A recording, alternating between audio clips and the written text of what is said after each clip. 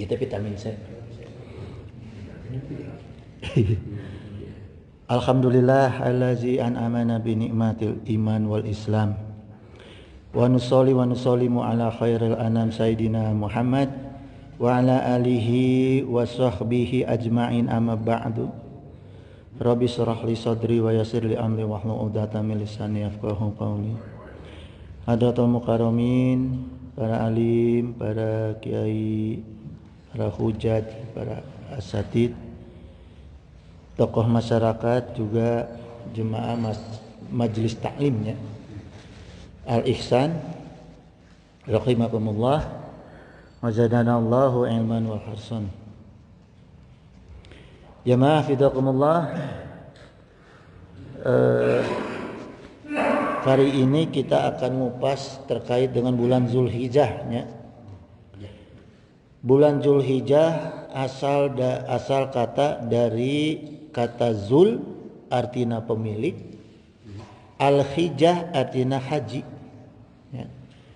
Haji. Jadi bulan Zulhijjah teh bulannya orang berhaji, melaksanakan ibadah haji ya. Nah, selain itu di bulan Zulhijjah aya kurban, ibadah kurban ya. Kemudian gini jemaah, Allah berfirman dalam Quran surat Al-Hajj ayat 27, wa azin fin nasi bil haji gitu, dan berserulah kepada manusia untuk mengerjakan haji. Ini perintah Allah kepada Kanjeng Nabi Ibrahim. Ya'tukan rijalan ya, sehingga sampai pada datang nih orang-orang kepadamu, wa ala kulli dhamiri ya'tina min kulli fajjin amiq gitu. Dan mereka itu pada datang dengan kendaraan yang kurus ya. Domiri itu artinya kurus, mengendarai kendaraan-kendaraan yang kurus ya, datang min kulli fajjin amiq, dari arah yang dimanapun gitu, dari arah manapun yang jauh datang gitu ya, ke satu titik nyaeta Mekah Al-Mukarramah ya. Tah, terus kieu jemaah, pertanyaan saya nih, akidah agama apa yang sanggup mendatangkan manusia seluruh dunia datang ke satu titik ya, ke Ka'bah, bari jeung pengorbanan uang, tenaga, segala macam dikorbankan untuk datang ke satu titik. Ibarat orang we di Indonesia lamun ongkos haji sabaraha ya teh?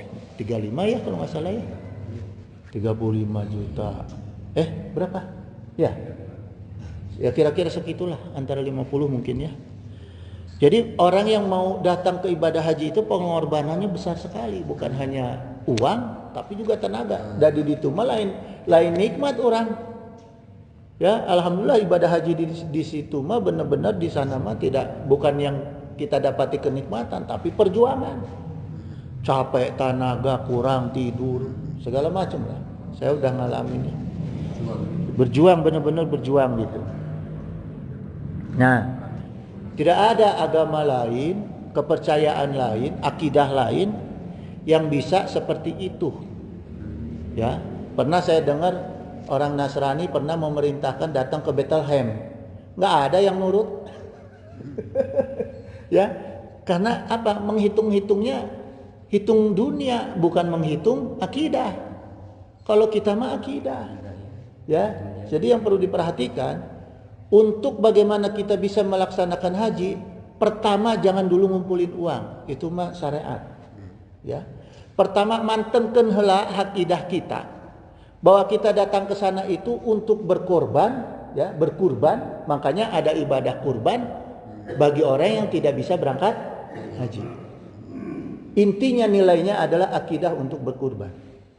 Maka banyak orang yang banyak uang berangkat haji nyangkut di Malaysia, nyangkut di Singapura. Ya, ada yang nggak pakai uang tiba-tiba nyampe ke sana. Gitu. Jadi gimana manteng kita dina akidah? Jangan dulu membayangkan berangkat haji itu mendapat kenikmatan-kenikmatan, jangan.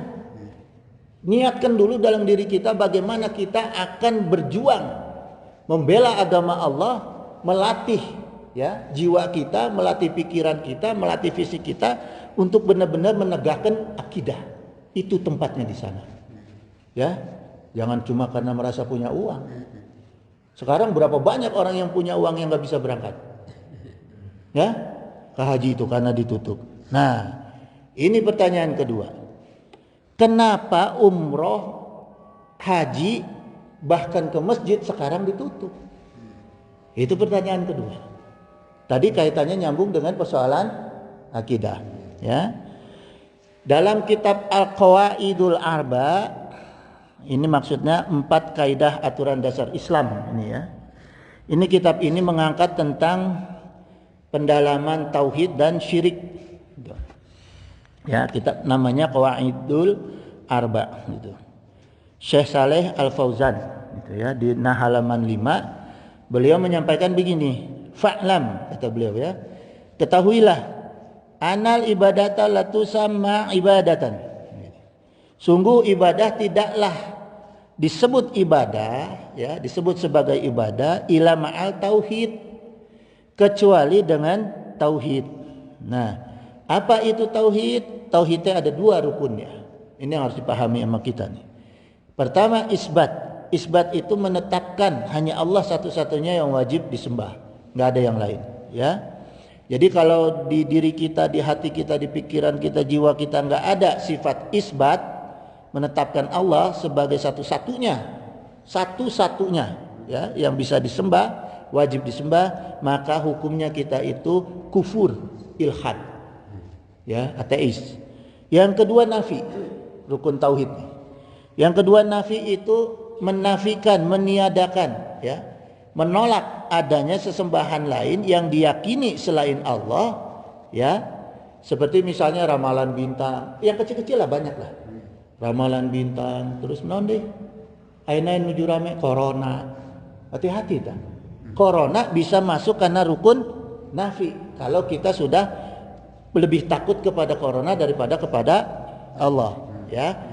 Hukumnya kalau kita tidak ada sifat nafi dalam pikiran kita, diri kita, jiwa kita, hukumnya adalah musyrik ya. Hukumnya tuh. Maka dua-duanya harus ada dalam akidah kita ya, dalam tauhid kita gitu. Karena ini rukun, bukan wajib, di atas wajib, rukun sifatnya. Jadi harus ada ya.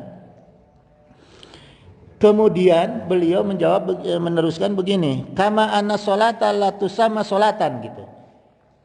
Tadi rukun akidah itu ya, rukun ibadah itu harus ada sifat tauhid, sama seperti halnya salat tidak bisa dikatakan salat ya ila ma'al toharoh, kecuali dalam keadaan toharoh. Jadi walaupun kita ungkat-ungkat, kalau kita tidak dalam keadaan bertoharoh nggak jadi salat, walaupun niat ya, hati-hati itu gitu. Jadi salat juga harus ada toharohnya ya gitu. Kemudian faiza dakhalar syirku fil ibadati fasadat, maka apabila ibadah kemasukan syirik, maka ibadah itu rusak, batal ya. Sebagaimana ka'al hadasi iza dakhala fi toharo, sebagaimana hadas yang masuk ke dalam toharo gitu ya, batal. Jadi kalau kita sholat nih berjamaah sholat, tapi karena kita lebih takut kepada hal-hal lain selain pada Allah, kemudian kita merusak rukun sholat, saf dijauh-jauhin misalnya ya, tetap melaksanakan sholat tapi rukun jadi rusak karena ada dalam pikiran kita, dalam jiwa kita lebih takut kepada selain Allah, maka rusak nilai ibadah kita gitu. Ini udah dijelaskan ya, ibadah itu batal ya.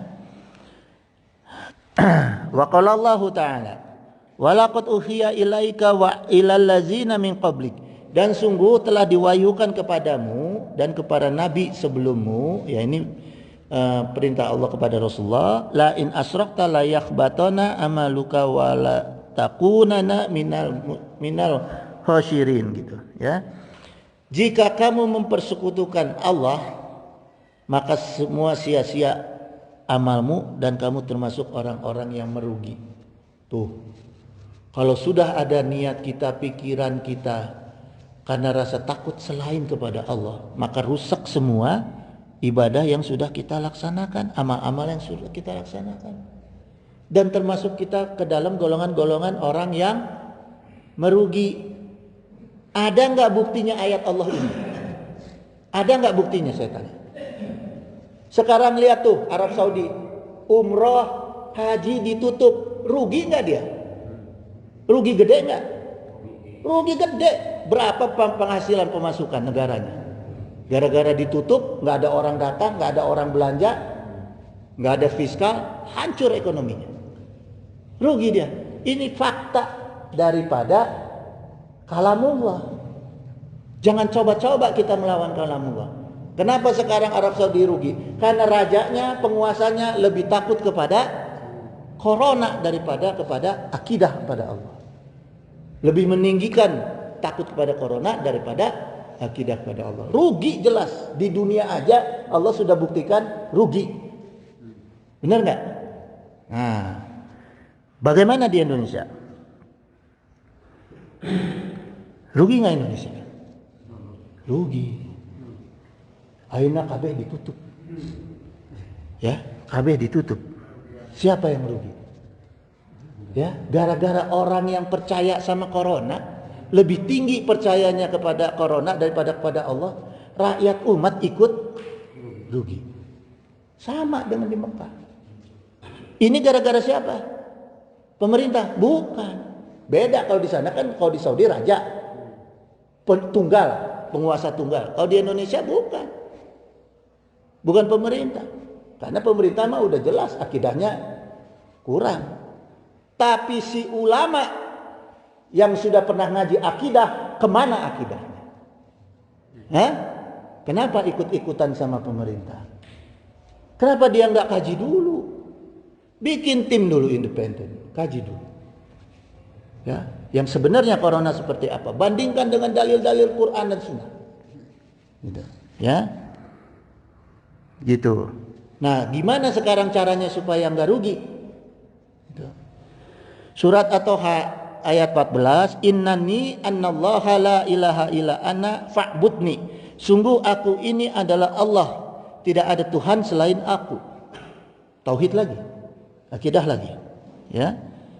Faqimi sholah li zikri, maka waqimi sholah li zikri, dan sembahlah aku, ya, dan dirikanlah sholat untuk mengingat aku. Artinya kita jangan ninggalin sholat, ya, jangan menjauhkan diri dari sholat, apalagi Jumatan ditutup, mau alasan apa aja deh, ya.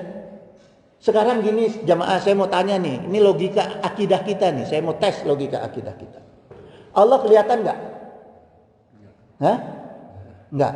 Corona kelihatan nggak? Nggak. Kenapa lebih percaya sama corona daripada sama Allah? Hah? Bodoh nggak itu manusia? Nah. Ya, itu satu. Jadi jelas nih, jangan ngerusak nilai-nilai ibadah sama Allah. Yang udah ada fikihnya, akidahnya, akhlaknya. Dalam hal ibadah pada Allah jangan coba-coba diatur, ya, karena nggak ada ikhtilaf dalam hal tauhid, dalam hal akidah. Yang ada ikhtilaf itu dalam hal kaidah fikih, ya. Gini jamaah, di Indonesia setelah saya pelajari ada undang-undang yang mengikat akidah umat. Ya. Satu, pasal 28E Undang-Undang Dasar 45. Ini kaidah hukum tertinggi di Indonesia. Nggak ada yang bisa mengalahkan Undang-Undang Dasar 45. Nggak ada. Mau itu aturan pemerintah, mau itu undang-undang yang dibikin DPR sekarang, nggak bisa mengalahkan Undang-Undang Dasar 45. Sudah diatur dalam Undang-Undang Dasar 45 pasal 28E, ya, bahwa setiap orang bebas memeluk agama dan beribadah menurut agamanya. Bebas. Gak boleh diatur. Baik itu oleh pemerintah maupun itu oleh si ulama. Ulama su yang saya maksud, ya. Ulama su, ulama yang rusak, ulama yang ngejual lidahnya, ngejual otaknya, ngejual akidahnya kepada penguasa. Gitu. Ya. Itu udah jelas nih di dalam Undang-Undang Dasar 45. Pasal 29-nya ayat 2 juga dijelaskan. Negara menjamin kebebasan, kemerdekaan tiap-tiap penduduk dan untuk memeluk agamanya masing-masing dan untuk beribadah menurut agamanya dan kepercayaannya masing-masing. Ya. Ini si ulama su ini enggak nelaah apa masalah ini? Masalah dalil Quran, dalil sunnah, dalil Undang-Undang Dasar. Kok enggak dikaji sama dia? Ya kan? Itu pertama. Sedangkan jamaah sekalian, ya, Islam menjamin sehat, bersih kehidupan, baik di rumah kita maupun di rumah ibadah. Ini diatur oleh Islam. Wa qala Nabi sallallahu alaihi wasallam, ya, an Sa'bitni Abi Waqqasin an abihi anin Nabi sallallahu alaihi wasallam. Dari Rasulullah sallallahu alaihi wasallam, ya, innallaha thayyibun yuhibbut thayyibat. Allah itu menyukai yang baik dan Allah itu suka terhadap hal-hal yang baik dan menyukai hal-hal yang baik. Ya, pakai inna lagi. Pakai sungguh taukid. Ya. Nadifun yuhibbun nadifa gitu. Allah itu maha bersih dan menyukai kebersihan. Karimun yuhibul karama. Allah itu maha mulia dan menyukai kemuliaan. Jawadun yuhibul jawada. Allah itu maha indah dan menyukai keindahan, ya. Fanadifu. Nih, Allah jelas perintah. Fanadifu afnatikum. Nah, ini hadis. Hadis saya ulangi ya, ini hadis. Jadi jelas ini Rasulullah menyampaikan, ya. Allah itu menyukai hal-hal yang baik. Ya. Maka Allah perintahkan kita untuk melakukan hal-hal yang baik, ya. Allah menyukai kebersihan, Allah itu maha bersih dan Allah menyukai kebersihan. Allah itu sifatnya baik maka menyukai hal yang baik, ya. Allah itu sifatnya mulia maka menyukai kemuliaan. Allah itu sifatnya indah maka menyukai keindahan. Fanadifu afnatikum. Fanadifu afnaitikum. Karena itu bersihkanlah tempat-tempatmu. Jelas ini. Ya, Rasul perintahkan kita itu menyamakan dengan kondisi yang Allah, sifat-sifat Allah. Ya. Jadi kalau rumah kita, rumah ibadah sudah sesuai dengan sifat-sifat Allah tadi, jauh dari penyakit. Bahkan rumah kita bisa jadi sumber kenikmatan dunia dan akhirat. Jelas kalau bersih jauh dari penyakit, ya. Kalau indah jauh dari penyakit batin, bersih jauh dari penyakit lahir, ya. Keindahan, kemuliaan jauh dari penyakit batin, ya. Kemuliaan jauh dari penyakit batin, gitu, ya. Jadi lengkap sifat Allah ini sudah menyempurnakan sifat kebaikan, dohir dan batin, tinggal kita nerapkan. Jadi ulama ini harusnya kalau menyikapi corona perintahkan tuh ke umat Islam.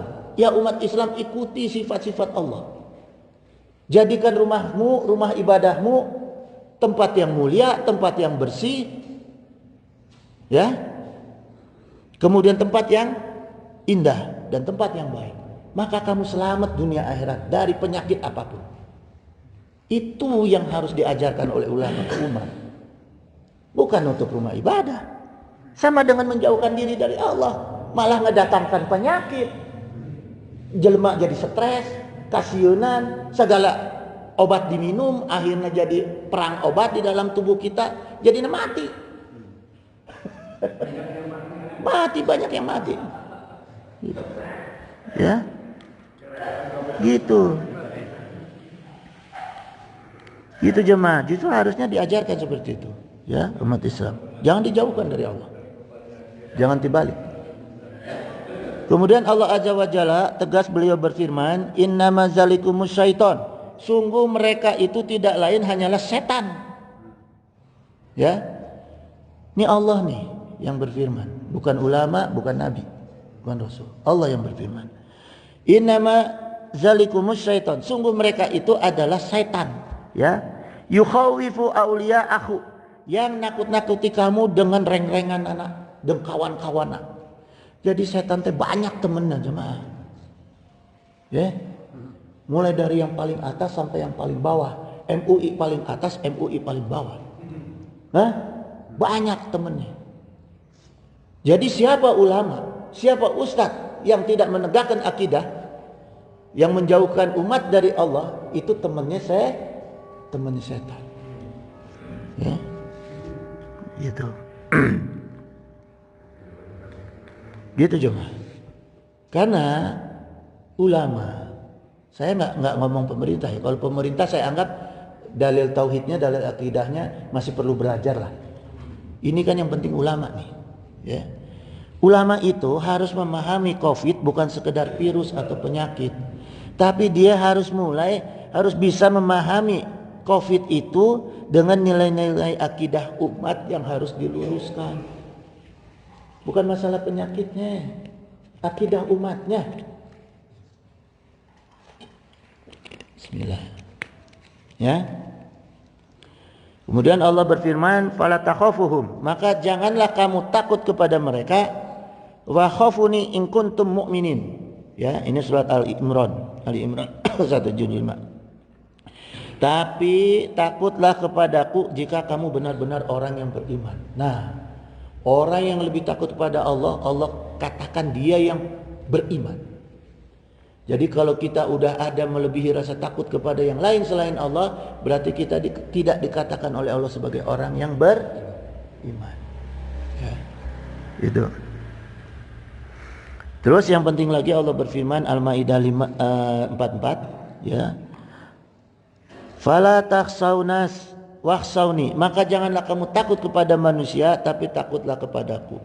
Jadi jemaah, kalau ada ulama, ustadz atau apapun yang menjauhkan kita dari Allah, perintah tauhid pada Allah atau akidah pada Allah, jangan diikutin. Ya, mau dia gelarnya ulama, kiai ataupun jangan diikutin. Ya. Dan janganlah kamu menukar ayat-ayatku dengan harga yang sedikit. Wala tahsaru bi ayatina samanan qalila. Tuh. Banyak sekarang yang Allah prediksi, banyak sekarang orang-orang yang menjual ayat-ayat Allah, akidah kepada Allah dengan nilai-nilai dunia. Ya, hati-hati kita. Jadi akan banyak ulama masuk. Ya. Terus gini jemaah sekalian. Ini saya lagi-lagi ke ulama ya.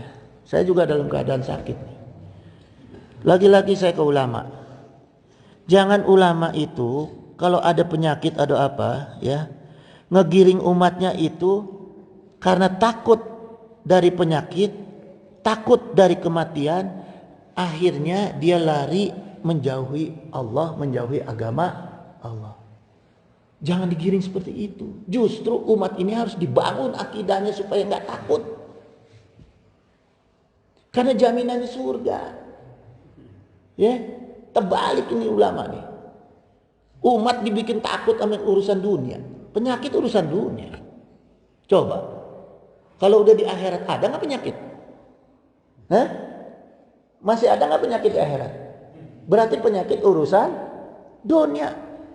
Masa kita lebih takut urusan dunia sama urusan akhirat? Kalau bicara akidah ya, kalau bicara akidah.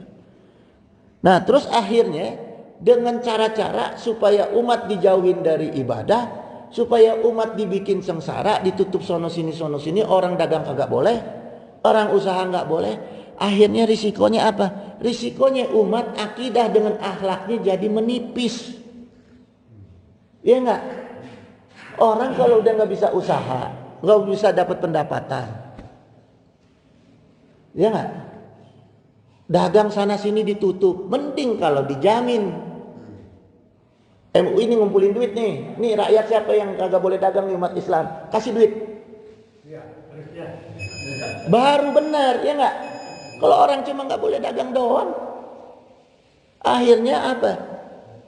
Dia jadi fakir, ya kan? Sedangkan Rasulullah SAW bersabda, kadal fakru ayakuna kufro. Ya. Nih, Rasul udah bersabda nih. Ya, kadal faqru ayakuna kufra. Kemiskinan itu dekat kepada kekufuran. Ulama mau tanggung jawab enggak? Kalau umat pada kufur. Hah? Ya enggak? Coba itu di pasar saya lihat orang kagak boleh dagang. Kecuali yang sembako. Terus dia nggak boleh dagang, dia mau makan apa? Makan tabungan, lama-lama jadi apa namanya? Ya, ekonominya rusak, akhirnya akhlaknya jadi berubah. Gara-gara kagak punya duit yang biasa dagang, akhirnya jadi preman. Ya nggak? Nyari duit sana sini karena preman kagak dibasmi. Gitu. Akhirnya mendekati kekufuran. Lama-lama ada orang yang nawarin, lo kalau nggak punya duit, gue kasih duit, tapi jalannya begini-begini, jalannya di luar agama. Ikut. Gara-gara miskin, fakir. Ya kan? Itu hati-hati. Itu. Terus gini jemaah, saya mau tanya lagi.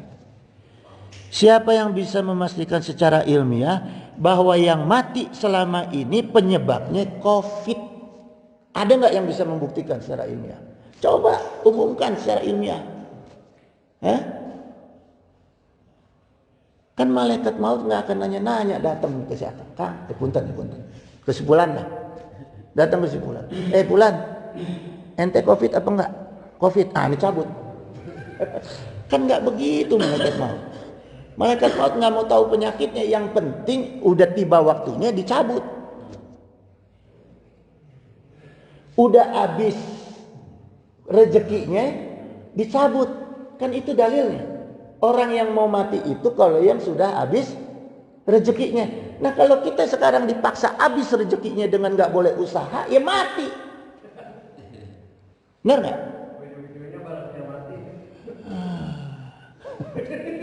Ini syariat jemaah. Ini bicara syariat. Ya. Tapi tetap kita akidah pada Allah. Semua kita percayakan sama Allah, kita doa sama Allah supaya segera dibebaskan masalah ini. Ya. Malah gini jemaah. Yang saya dengar, ya. Yang saya dengar, orang yang meninggal di rumah sakit rata-rata di COVID-in tuh. Itu yang saya dengar. Di berita di mana banyaknya begitu. Ya. Terus yang keempat gini jemaah. Saya tuh belum pernah dengar ada pihak yang berwenang mengeluarkan data perbandingan tahun-tahun lalu, kematian tahun-tahun lalu, jumlah kematian tahun-tahun lalu, ya, berapa jumlahnya dengan sekarang sesudah COVID. Biar tahu nih kita nih, ini mati sekarang jadi banyak karena COVID, apa enggak? Bukti ini data yang tahun lalu, orang yang mati tahun-tahun lalu sebelum COVID keluarin. Ya enggak? Tahun 2018, tahun 2015 keluarin nih data 5 tahun terakhir. Rata-rata orang mati per tahun segini. Nah sekarang nih udah COVID nih. Setahun nih rata-rata mati segini. Kita lihat perbandingannya. Benar karena COVID apa benar karena dicabut nyawa? Ya enggak? Itu baru logika sederhana tuh. Nalar orang sehat. Nalar orang sehat. Jangan cuma ditakut-takutin doang. Gitu ya. Kemudian Nabi SAW bersabda gini. Ma min muslimin yusibuhu adamin matodin. Ya. Setiap muslim yang terkena musibah, penyakit atau yang lainnya, fasiwahu ila khatallahu bihi syai'atihi. Maka pasti dihapuskan oleh Allah semua kesalahannya. Tuh, ya. Kama takhatu, seperti pohon yang menggugurkan daun-daunnya ke tanah. Jadi jemaah, kalau kita nih ya sakit, ini namanya kita lagi menggugurkan dosa-dosa kita. Ngapain takut sakit? Emang mau jadi Fir'aun yang kagak pernah sakit? Hah? Ini Allah kasih kesempatan nih, kita kasih sakit, kita syukuri alhamdulillah. Karena apa? Allah lagi menggugurkan dosa-dosa kita. Kenapa takut sakit? Hah? Makin berat sakitnya, makin banyak yang berguguran dosa kita. Ya kan? Nah sekarang gini jemaah, saya mau cerita tentang taqarrub ilallah terkait dengan tauhid. Masih ada waktu ya. Tentang taqarrub ilallah. Ya.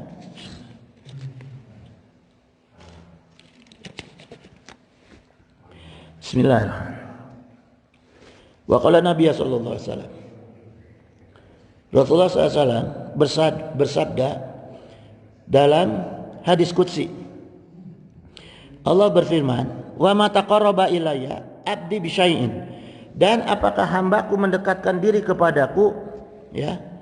Taqarraba ya taqarrubu. Ini dua-duanya pakai ya dengan ta, artinya maknanya sifatnya fi'il mudhari'. Orang yang selalu taqarrub, mendekatkan diri kepadaku, kepada Allah maksudnya, ya. Bisain akhaba ilayya mimma aftaradtu ilaihi, dengan sesuatu yang lebih aku cintai daripada melaksanakan yang aku wajibkan. Nah, jadi gini nih, saya jelasin. Sampai di sini kalimat hadis ini pengertiannya gini. Kebanyakan, ini saya mau telaah. Kebanyakan sekarang ini hamba Allah itu mendekatkan diri kepada Allah hanya dengan ibadah wajib. Akui enggak? Ini yang dijelaskan dalam hadis qudsi ini. Kebanyakan hamba Allah selama ini mendekatkan diri dengan Allah hanya dengan melaksanakan ibadah wajib. Ya. Sementara ada amalan hamba yang Allah lebih cintai daripada ibadah wajib. Nih, saya buka 4 dulu. Pertama, Allah berfirman dalam An-Nisa ayat 103. Inna sholata kanat alal mu'minina kitaban mauquta. Artinya di sini Allah perintahkan, Allah mencintai orang-orang yang sholatnya tepat waktu. Karena sholat pakai waktu. Mauquta, ada waktunya. Nah, jadi kalau begitu dur azan kita sholat, doain saya nih supaya tepat waktu sholat ini. Saya masih banyak masih sering. Entar dulu masih sering gitu. Doain saya jamaah biar saya sisa aja ya. Tepat waktu sholat. Ya. Jadi pertama Allah mencintai kita kalau kita sholat itu tepat waktu. 1. Yang kedua Allah cintai kita kalau kita beribadah berbakti kepada orang tua. Ya. Wa wasyainal insana biwalidayhi ihsana, gitu. Dan kami perintahkan kepada manusia untuk berbakti kepada kedua orang tua. Ya. Gimana kalau orang tua kita udah meninggal tawasul? Kirim Fatihah, kirim hadiah. Ya, karena kata ulama ahli hikmah, orang-orang yang di kuburan ketika kita kirim ayat-ayat Allah, kita kirim sholawat, kuburannya cang. Kan nggak ada kuburan yang bisa pasang PLN, nggak ada. Kuburan orang kaya di mana coba? Yang harganya ratusan juta. Ada kan kuburan yang ratusan juta tuh? Ya, arah Sentul saya pernah lihat situ, pernah lewat situ. Ya, saya tanya di sini kuburannya mahal banget. Pakai ini nggak? Pakai PLN nggak dalamnya? Oh nggak bisa pak. Nah, nggak bisa. Bayarnya ratusan juta. Nggak ada penerang. Jadi penerangnya adalah ayat Quran dan sholawat yang kita kirim. Ya, kuburan terang. Habis kuburannya terang, dia lihat nih ke kita nih, ke alam dunia. Oh, yang ngirim nih si fulan. Orang tua kita senang, nangis, bersyukur. Itu bakti kita sama orang tua. Gitu. Ya, yang kedua bakti sama orang. Yang ketiga jihad. Fadalullahu mujahidina bi amwalihim wa anfusihim alal qaidina darajah. Allah melebihkan orang-orang yang berjihad dengan harta dan jiwanya daripada orang-orang yang duduk berdiam, beribadah berdiam. Ya. Ada orang yang kerjaannya ibadah, tapi karena hartanya korek. Banyak tuh? Banyak. Hah? Banyak. Ibadahnya benar, ibadahnya bagus, fikihnya benar, korek.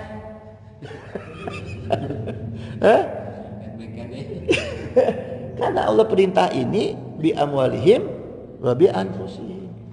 Gitu. Ya. Kalau kita emang nggak pernah duit nih, ada pembangunan masjid, tenaga lagi, gitu. Itu namanya bi'anfu sih, gitu, ya. Terus Wa qala Nabi sallallahu alaihi wasallam dari istrinya Sayyidah Aisyah ya. Ahabu ama ilallah ta'ala adawamuha wa in qala. Jadi Allah itu mencintai ibadah-ibadah, amalan-amalan yang sifatnya dawam, wa in qala, walaupun sedikit. Dawam itu waktunya sama, jumlahnya sama, bacaannya sama, itu namanya dawam. Walaupun jumlahnya sedikit. Misalnya di Gentur diajarin dawam tiap habis Jumat sholawat. Ya, Fatihah, Kulhu 11 palak, balik, Bina sebalik, Nariyah 11 kali, Yasin sekali, habis itu doa. Itu namanya dawam. Tapi waktunya setiap habis sholat Jumat. Saya alhamdulillah jemaah. Ini kalau saya boleh cerita nih, sedikit nih saya cerita. Dulu saya beli rak-rak untuk buka warung sembako kecil-kecilan di Jakarta, di Tebet. Saya beli raknya dari Pak Ike tuh, saksi Pak Ike. Dulu saya ngewarung, jualan odol, jualan rokok. Makanya sekarang saya tahu di warung, untung yang paling gede di warung tuh rokok sama minuman. Ya, apalagi kalau jualan minuman, esnya banyak, wah untungnya gede tuh. Gitu, ya. Saya pernah ngewarung juga. Tapi di saat saya ngewarung, yang saya dawamkan ini, tiap habis Jumat itu nggak makan dulu, nggak minum dulu, nggak ngobrol dulu, langsung sholawatan. Sekarang saya di rumah ngadain, ya. Cuma sekarang tiap habis Jumat yang ikut cuma ini aja, cuma siapa? Cuma orang kantor aja. Padahal jemaah kalau mau ikut bareng nggak apa-apa di rumah saya. Setiap habis sholat Jumat kita sholawatan di rumah, gitu. Ya, kalau yang mau ikut, gitu jemaah. Ya. Jadi tadi taqarrub ilallah ya artinya adalah kita mendekati Allah tidak hanya dengan yang wajib tapi dengan amalan-amalan yang Allah cintai. Maka insya Allah sama dengan kita itu hablum minallah, kita itu bukan hanya wajib tapi juga dengan beradab. Gitu jemaah sekalian ya. Gitu jemaah. Jam berapa sekarang? 9:30 itu ya.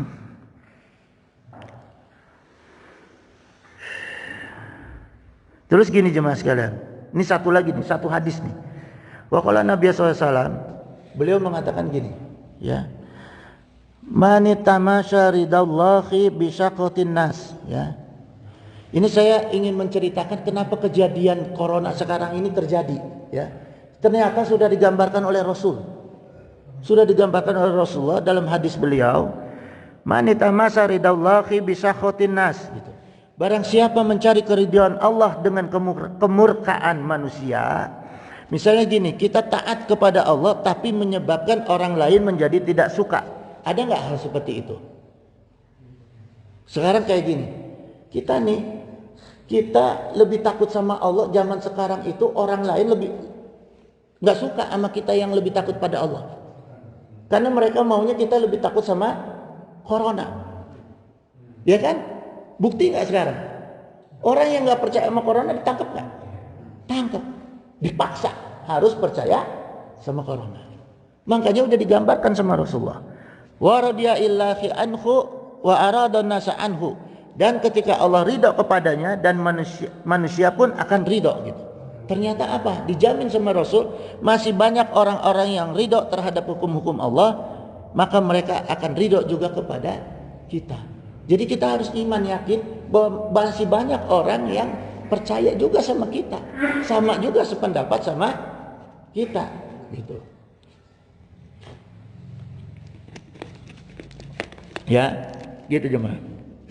Kemudian sebaliknya, wa man tamasyiridun nasi bisakhotillahi. Dan barang siapa yang mencari keridhaan manusia dengan murka Allah, yang dimaksud di sini adalah mereka-mereka yang penjilat kepada penguasa, penyembah kepada kafir, ahli nafsu dunia, para munafikun dan para ulama su' dan sebagainya. Ini yang digambarkan oleh Rasulullah. Sahitallahu alaihi wa askhatan nasa ilaihi. Alaihi ya. Maka Allah akan murka kepadanya dan membuat manusia pun ikut murka kepadanya. Tidak sedikit orang yang mendoakan mereka juga cilaka. Ya, gitu.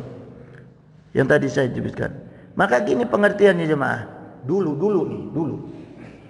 Waktu kan kita udah sering nih ada pengumuman virus, ya kan? Udah sering kan? Virus flu burung, virus apa? MERS. Pokoknya banyaklah pengumuman penyakit yang sifatnya nasional, internasional yang ngumumin menteri kesehatan, ya. Ada yang pusing nggak tuh? Ada yang ikut-ikutan nggak tuh? DPR ikut-ikutan nggak? Ulama ikut-ikutan nggak? Pemda ikut-ikutan nggak? Enggak. Karena apa? Nggak ada kepentingan sama menteri. Menteri bisa bikin apa sih? Yang bisa bikin kepentingan sama dia jajarannya dia doang. Di luar itu nggak ada. Begitu diumumin virus corona sama presiden, semua ikutan. Karena apa? Semua punya kepentingan sama presiden itu siapa? Manusia. Kalau yang lain bodoh amat deh. Jajaran pemerintah bodoh amat deh. Cari kepentingan sama presiden bodoh amat dah. Ya, kita nggak ngurusin deh umat. Itu urusan negara. Sekarang si ulama ngapain ikut-ikutan? Kan pimpinan dia Allah sama Rasulnya. Hah? Ya nggak? Yang berhubungan tanggung jawab dia kepada siapa? Pada Allah, Rasulnya sama umat. Bukan nama presiden. Ya nggak? Jangan dia bikin rusak umat. Jangan ikut-ikutan. Ngejilat presiden, jangan ulama. Dia harus jadi penengah, penyeimbang. Kalau dilihat ulama umat bakal rugi, bakal rusak, bakal ini, benerin sama ulama. Bukan ikut-ikutan merusak. Gitu. Ya jemaah ya. Ini karena waktunya kita udah ini. Yang penting poin-poin intinya udah dapat ya. Gitu. Hah? Naon teh? Gini kata Al-Imam Ghazali, fasadur ru'ya bi fasadil ulama. Rusaknya rakyat karena rusaknya ulama. Rusaknya umaro karena rusaknya umaro. Jadi rusaknya rakyat kata Imam Ghazali karena rusaknya para umaro, para pemimpin. Ya, wa fasadal umaro, rusaknya para pemimpin, ya, bi fasadal ulama. Karena rusaknya para ulama. Rusaknya ulama karena dia sudah cinta ame duit, ame jabatan. Jadi sumber malapetaka tetap ulama. Ulama apa? Ulama yang cinta ame dunia, cinta duit sama cinta jabatan. Sekarang berebut nggak orang jadi pejabat ulama? Banyak. Ulama ada yang jadi wakil presiden, maaf. Orang mau jadi ketua MUI aja, mau jadi pengurus MUI berebutan kok. Di pusat, di daerah berebutan. Pada pengen semua. Padahal MUI, Majelis Ulama. Ya, orang yang duduk di situ tanggung jawabnya berat dunia akhirat, berebutan. Karena apa? Ada anggaran. Ada kenikmatan dunia di situ. Dia bisa ke sohor, dia bisa dipanggil kiai, dia bisa dipanggil tokoh, dia bisa apa? Ada kenikmatan dunia di MUI, makanya orang nggak peduli ulamanya. Ya, itu bahaya. Gitu jemaah sekalian. Mari sekarang kita berdoa sama-sama ya. Supaya kita ini benar-benar dilindungi sama Allah dalam perkara akidah, perkara iman, perkara tauhid, ya, perkara akhlak dan perkara fikih. Supaya kita diselamatkan di dunia maupun di akhirat. Allahumma sholli wa sallim wa barik ala sayyidina wa syafi'ina wa habibina maulana Muhammad. Wa sallim wa radiyallahu ta'ala wa sa'adatina sayyidina Rasulullah ajma'in. Allahumma anta rabbi la ilaha illa anta khalaqtani wa ana abduka wa ana ala ahdika wa ahdika mastata'tu. A'udzu bika min syarri ma sana'tu wa abu'u laka bi ni'matika alayya wa abu'u bi dhanbi faghfirli fa innahu la yaghfiru dzunuba illa anta. Allahumma ahyina ala dinil Islam wa amitna ala dinil Islam wa nas'aluka imanan qawiyan maqbulan fil hayati wa indal mamati wa ba'dal mamati wa na'udzubika minasyirki wa fisqi wa dalalati wa syirki wa nifaqi birahmatika arhamar rahimin.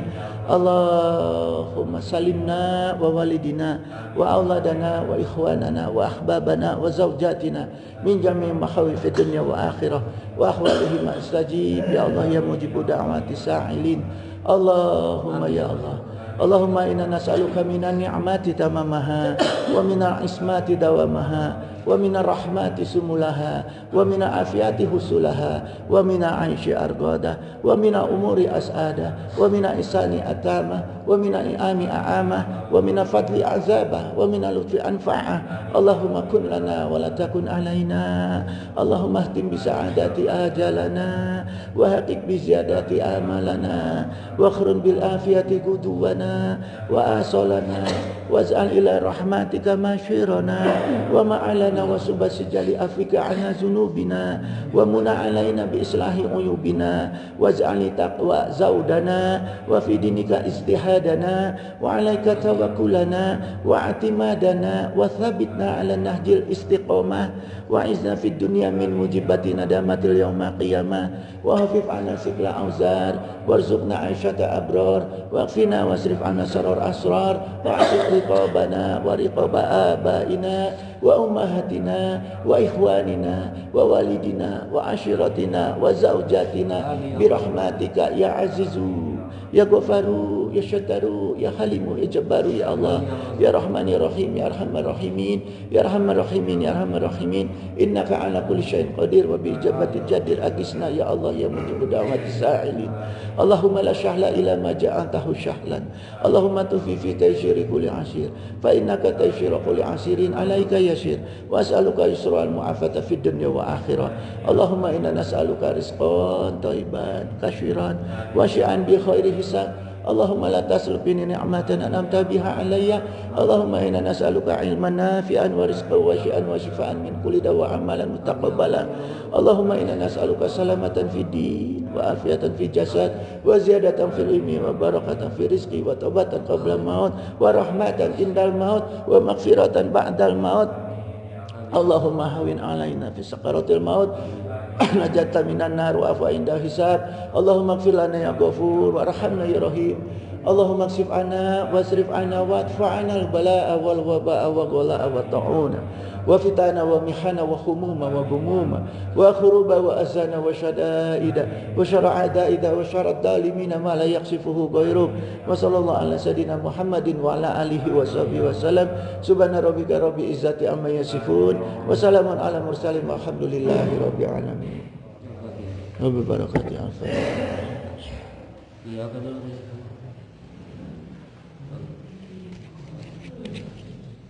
Alhamdulillah maturkan nuhun ka pangasa guru sadayana para pasabuikeun ka usahna anu patari salam akidah anu mudah-mudahan pas kemasanan mugi mudah-mudahan urang sadayana mudah-mudahan urang sadayana tiasa nampi kalian